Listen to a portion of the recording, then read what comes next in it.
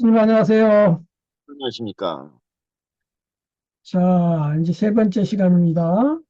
오늘은 태국 불교의 이제 교육이 중요하죠.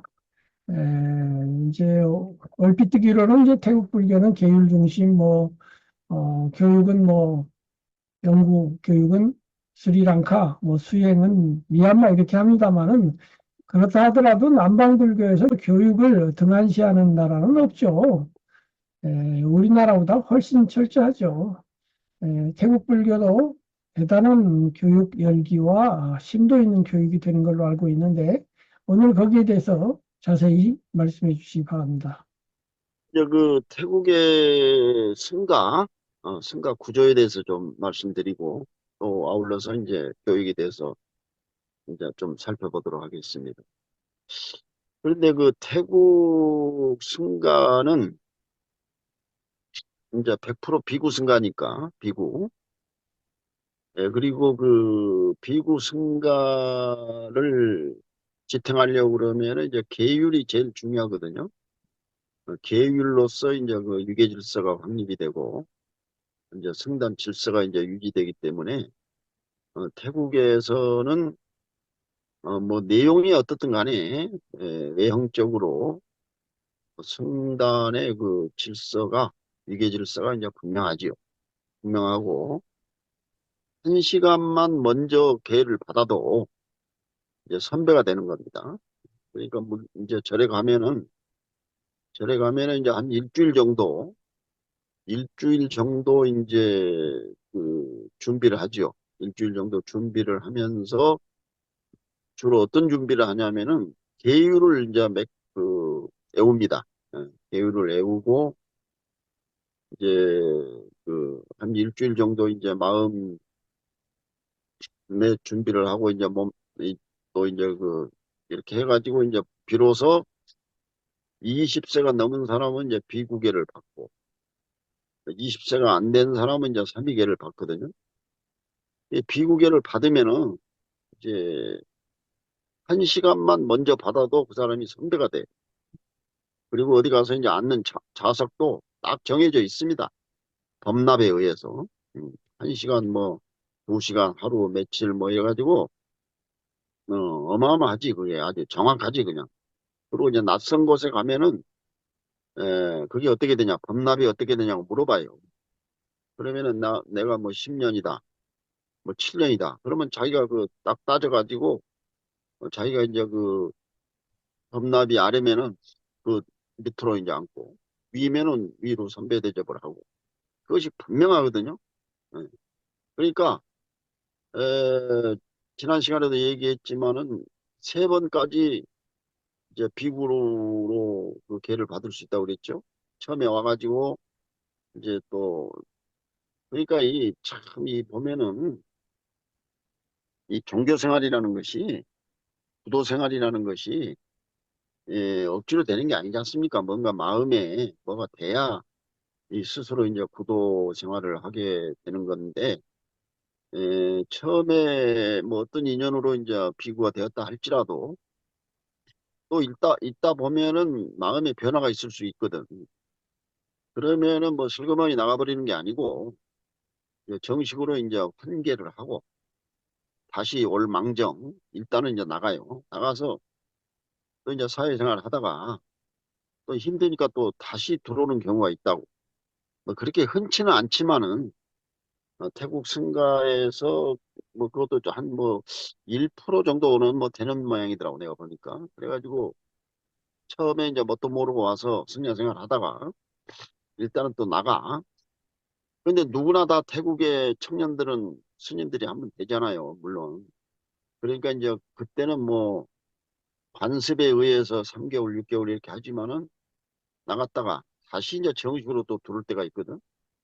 이렇게 해서 이제 또 생활하다가 또 나갔다가 이제 세 번까지 허용을 하는데 그러면 내가 예를 들어서 이번에 돌아가지고 이제 한 3년 했단 말이에요. 그래가지고 이제 나갔다가 이제 몇 년 후에 다시 들어오잖아. 그러면 그날부터 새로 시작이라. 옛날에 있던 법납은 없어져 버려. 그러니까 옛날에 자기 그 밑에 있던 후배 승려가 계속 비구 생활을 하고 있다면은 그 사람 밑에 그 후배가 되는 거예요. 이게 철저해요, 아주 철저해. 어. 그러니까 태국은 뭐 20년, 30년 하다가 이제 나간다면은 나갔다가 다시 들어오면은 그건 처음부터 시작을 해요. 처음부터. 아무리 뭐 자기가 불교를 많이 알고 뭐 도를 많이 닦았다 할지라도 어? 설사 뭐 아라한의 경지에 갔다 할지라도 일단 승가에서는 처음부터 다시 시작이에요. 그게 철저합니다, 태국은. 그러니까 그 승가의 그 위계 질서라는 건 참 아주 뭐 철저하죠. 철저하기 때문에 이제 그런 것이 중요하고 그다음에 이제 스님들이 많다 보니까 그리고 이제 그 승과고시가 있거든요. 빨리어 시험이. 그래서 어 물론 연조도 중요하지만은 밤낮도 중요하지만은 빨리 9급 9단계가 있거든. 9단계.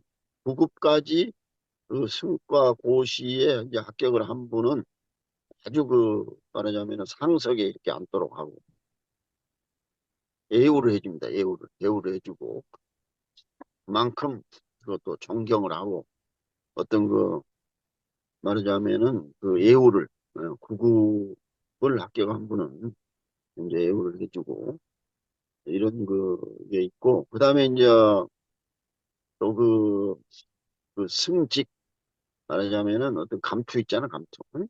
그리고 태국에 그 사원이 한 3만 5천 개 내지 한 4만 개 되는데 그 주지는 별로 그렇게 큰 힘이 없어요.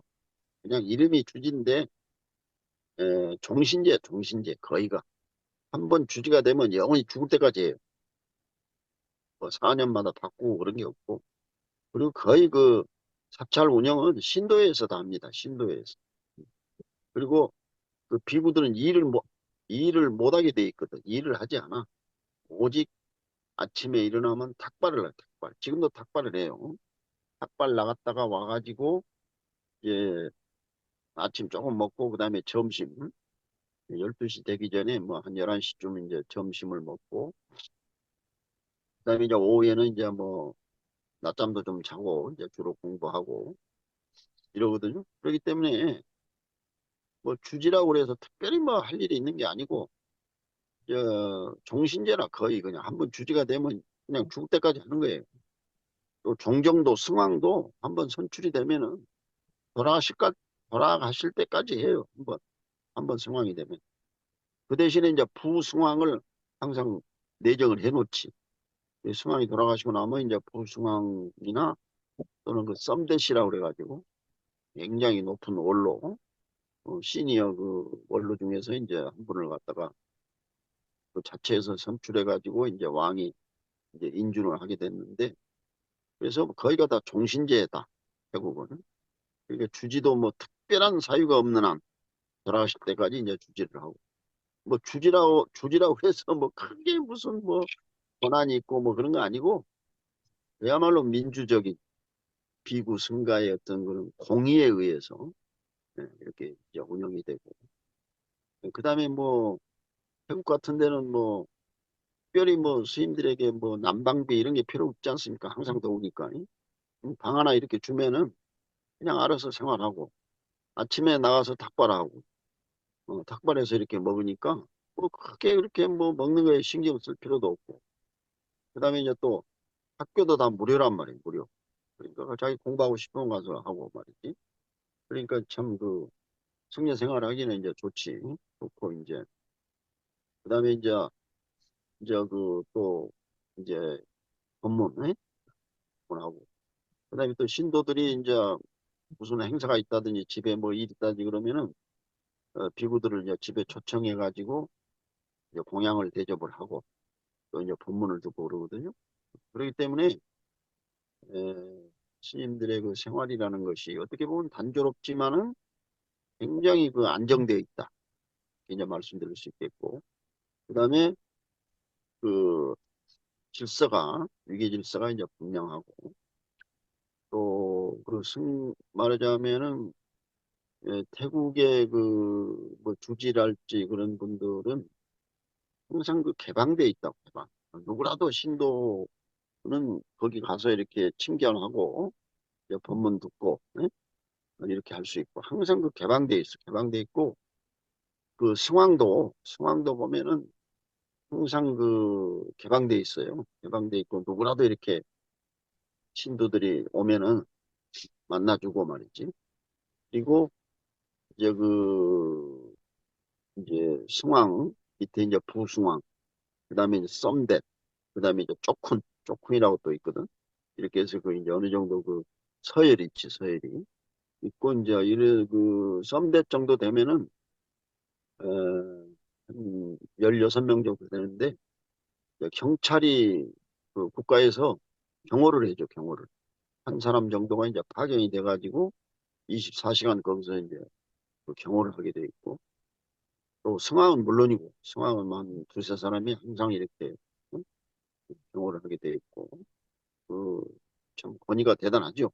그래서 그 승단에 대해서 국가에서도 굉장히 그 배려를 하고 또 승가 자체 내에서도 어떤 그 유계 질서가 분명하고 또 이렇게 자꾸 그 연륜이 쌓이고 이렇게 함으로써 그 엄격하게 말이지 권위 있게 이렇게 이제 승가 어떤 그 권력 구조가 이렇게 구성이 돼 있고 그다음에 교육이라는 거는 태국도 일단 들어가면은 공부를 안 하면 안 돼요 공부를 거의 이제 그 하면은 빨리어가 이제 경전이기 때문에 어, 말하자면 테라와다 3장을 읽으려면 이제 빨리어를 알아야 되니까 그렇게 해서 이제 공부를 하게 되고 그다음에 뭐그 중고등학교 그 제도가 다 있습니다. 절에도 그 사미들이 다니는 학교도 있고 절에 일찍 들어오더라도 그 공부할 수 있는 그런 그 중고등학교에 그 제도가 있어요. 그리고 이제 대학도 두 개나 되기 때문에 거의 뭐 승려들이 원하면은 예, 이제 방콕에 이제 본교가 있지만은 캠퍼스가 그 지방마다 다 또 그 분교가 있어 분교가 그래가지고 거의 뭐 많은 승려들이 교육을 이제 받고 그렇다고 해서 뭐 40만 명이 다 뭐 100% 교육을 다 하는 건 아니고 받는 건 아니고 어, 또 학구적인 그런 기구들도 있지만은 또 일부 아주 극소수지 극소수는 이제 명상을 하기도 하고 또 거의 또 대다수 승려들은 어느 정도 뭐 좀 공부하고 나면은 그냥 조용히 그냥 그 승려 생활 그 자체를 즐기는 거예요 그냥 그런 사람도 많고 그냥 그런 사람도 있고 또 보니까 그 상담하는 비구들도 있더라고 상담도 해주는 그런 비구도 있고 그렇기 때문에 에, 뭐라 그럴까 우리나라 불교는 보면은 참 그 스님들의 어떤 생활이 어떻게 보면 안정이 안 됐다고 볼 수가 있어요 사실은 어떤 종단이 보면은 스님들에게 경제적으로 재정적으로 안정이 안 돼, 안 됐다고 볼 수가 있지, 사실은. 그리고 어떤 그 복지라든지 이런 것이 좀 안 됐지 않습니까? 그러나 태국은 그 들어가는 그날로부터 그냥 해결이 돼. 먹고 자고, 그다음에 뭐 공부하고, 그다음에 아프면 병원에 뭐 가고, 이런 것이 100% 보장이 돼, 보장. 어. 그리고 설사 뭐 교통비가 없더라도 그냥 뭐 버스가 공짜 아닙니까? 공짜니까 어디 가고 싶으면은 무조건 버스 뒤에 가서 타면 돼요. 타면 되고, 또 어디 뭐 가다가 이제 또 어디 식당에 점심때가 내가 가능하면은 이제 절에 가서 먹지만은 혹시라도 뭐 불가피하게 말이지. 어디 이렇게 이제 점심때가 되면은 그냥 식당에 들어가면은 그대로 그 저 신도들이 공양을 올린다고. 돈 받고 올리는 게 아니고. 응? 우리처럼 뭐 짜장면 한 그릇 얼마 내고 먹는 게 아니고 거기는 그 스님이 만약에 그런 경우는 거의 드물지만은 혹시라도 점심시간에 이제 식당에 그 오게 되면은 바로 공양을 제일 먼저 대접을 합니다. 그리고 그 식당에서는 영광으로 생각하지. 비구가 우리 집에 와서 이렇게 공양을 드신다는 거는 참 영광이라고 생각해요. 왜냐하면 그 비구에게 공양을 올리는 것은 바로 부처님을 대신해서 공양을 받는 거다 이렇게 생각하거든. 불공 개념이라 불공 개념. 그러면 그렇게 먹고 나면은 그 비구는 반드시 그 연부를 해줘야 돼. 연부. 경을 읽어줘야 된다고. 경을. 그리고 이제 정식으로 신도들이 초청을 하면은 초청을 해서 5명, 7명, 9명 홀수로 말이지. 그럼 점심 공양을 잘 대접을 받고 나서는 반드시 그 중에 한 명이 법문을 하게 돼 있어. 법문을. 반드시 뭐 경을 읽는 거는 공통으로 같이 하지만은 반드시 이제 좋은 법문을 또 하게 돼 있어. 대부분 말이지. 그러니까 우리가 뭐 소승불교라고 그러고 그냥 뭐 이렇게 하는데 철저하게 그 신도들과 민중들과 그 연관되어 있다. 또 아침에 이 탁발을 나가는데 가서 그냥 밥만 얻어 먹는 게 아니고 걸식만 하는 게 아니고 그 신도들하고 또 대화도 해요. 뭐 어떤 어려움이 있다든지 잠깐이나마 뭐 한다든지 하면 거기서 그 즉석에서 또 이렇게 좋은 말을 해주고 지혜를 법보시를 해준다. 법보시를. 그렇기 때문에 항상 매일 아침마다 이제 탁발을 나가면은 그 신도하고 계속 접촉을 하는 거 아닙니까? 이렇게. 근데 우리는 이제 그런 게 잘 안 되잖아요. 뭐, 요즘에 이제, 절에 이제 자주 가는 신도도 이제 많습니다만, 그 전에 보면 뭐 1년에 한두 번 말이야. 서너 번 가가지고 등이나 하나 켜고 말이지. 응? 어쩌다 한 번씩 가잖아. 근데 상자부 불교는 안 그래. 매일 그 접촉을 하기 때문에, 항상 그 스님의 또 얼굴을 보면서 이안을 느끼고, 또 어려움이 있으면 잠깐 이렇게 호소를 하고, 응?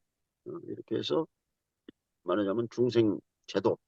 중생제도란 게 뭐 따로 있는 게 아니거든. 뭐 앉아가지고 말이야. 뭐 거창한 구름 잡는 얘기 한다고 그래서 그건 포교가 아니고 매일 그렇게 접촉하면서 위로를 해주고 또 그 어떤 고민과 근심이 있으면은 거기를 들어주면서 해결책을 또 제시를 하고 말이지. 이것이 원래 그 부처님이 했던 그 행적이거든. 그러니까 테라와다는 그대로 하는 거예요. 그대로. 그러니까 어떻게 보면 무료하고 어떻게 보면 좀 나태해 보이지만은 그 자체가 그 비구 생활이라 그 자체가 이제 개중에는 그게 이제 실증 나니까 실증 나 이제 지난 시간에 이제 파괴를 얘기했습니다만은 인간인지라 또 이제 뭐 결혼하고 싶은 생각도 있을 거 아니야. 그러면은 이제 그 대화를 해요. 대화를 해가지고 좋다. 그러면 이제 옷을 벗고 나가서 이제 결혼도 하고 말이지. 그래 또 살다가 또 힘들거든. 비구 생활 뭐 한 몇 년 하다가 편하게 하다가 말이야. 나가면 그날로부터 일을 해야 되잖아. 먹고 살아야 되니까. 응? 바가지도 들어줘야 되고. 그러니까 아이고 괴롭거든. 그러니까 좀 하다가 또 다시 돌아버린다. 응? 돌았다가 또 이제 하다가 또 그리우면 또 나간단 말이야. 어쩌다냐 그런 비구도 있다 이거지. 그러면 그 사람은 그 절에 와서 환영을 받느냐 하면은 은근히 속으로는 손가락질을 받는다고. 이건 말이야. 나갔다 다시 들어왔다고 말이야. 응? 말은 안 하지만 말은 안 하지만은 그게 그렇게 좋은 이미지는 아니다 이거지. 그러니까 가능하면 안 나가려고 그러지. 가능하면 안 나가려고 그러고 가능하면 다시 안 들어가려고 그러지만은 어쩔 수 없는 거야. 그 힘드니까. 힘드니까 다시 들어가게 돼. 다시. 그러니까 처음에 들어갔던 절로 안 가고 이제 멀찍이 딴 절로 가도 그게 다 알게 된다고. 그러니까 참 그런 것이 또 있더라고 내가 보니까. 그래서 참 이 고행이란 것이 쉬운 게 아니에요. 고행 생활이라는 것이 쉬운 게 아니고 아무나 참 그 출가해서 사문이 된다는 것이 쉬운 게 아니고 이게 일단 사문이 되었으면은 부처님 법을 잘 받들어서 유교 공부 열심히 해가지고 좀 지혜를 또 이렇게 얻어가지고 그런 사람들에게 이렇게 전파를 하고 도움을 주는 이타 이타가 이제 대승불교고 보산행 아닙니까? 그래서 이제 이거는 이제 대승불교 얘기입니다만은 상자부 소승불교라고 그래서 전혀 그런 게 없는 게 아니다. 그만큼 자기 수행생활 열심히 하면서도 남을 위해서 이타 정신을 이제 발휘하고 있다. 이제 이렇게 말씀을 드리고 어쨌든 태국은 이 승가가 굉장히 안정이 돼 있고 또 얼마든지 그 공부하고 뭐 이렇게 생활하는데 참 불편함이 없다. 이런 말씀을 이제 드리고 위계 질서가 분명하다. 위계 질서가. 그리고 우리 관점으로 볼 때는 뭐 밤낮 낮잠이나 자고 그런 것 같지만 그 자체가 그냥 그 승가 생활이야. 비구 생활이야. 그 자체가. 그 자체가. 부처님 당시도 마찬가지요. 부처님 당시도 뭐 수백 명이 뭐 어디 가서 뭐 일하고 그런 게 아니잖아요. 그냥 명상하고 말이지. 부처님 말씀 듣고, 어? 좋은 그런 어떤 그 에너지를 그 돋닦는 그런 분위기를 조성을 하면서, 그런 걸 하는 거거든. 그러면 이제 왕실이나 일반인들이 거기서 어떤 길을 얻고 말이야. 그 자체로서. 그런 거지 뭐 당장 뭐 무슨 뭐 큰 뭐 어? 뭘 주는 게 아니잖아요. 그러니까 그렇게 함으로써 이제 일반 신도들은 거기에 감화를 받고 그런 거거든요.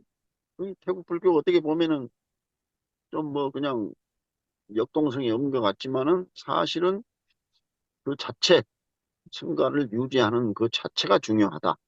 그래서 이제 계율을 그 중시 여기는 거예요. 그 무너져 버리면 끝나버리거든. 성가가 해체돼 버린다고. 그러니까 철저하게 이제 그러니까 이제 우리 작가님도 아시다시피 율장이 있잖아, 율장. 율장이 있는데 5대 광률이 있는데 상자부 율장이 있고 뭐 사분율이 있고 있지만은 사실은 태국 승가 같은 경우에는 승가법이라는 게 있어. 따로 승가법이. 율장들은 물론 있지만은 승가법이라는 것이 별도로 제정이 돼 있다고. 옛날부터 있지만은 이제 1963년에 딱 아주 그 법이 있어요. 어떻게 비구는 어떻게 해야 되고 어떻게 해야 되고 어떻게 해야 된다. 예? 현대적인 말하자면 어떤 그 현대적인 율장이지 말이죠. 기본 원래 율장은 있지만은 또 법이 있단 말이에요.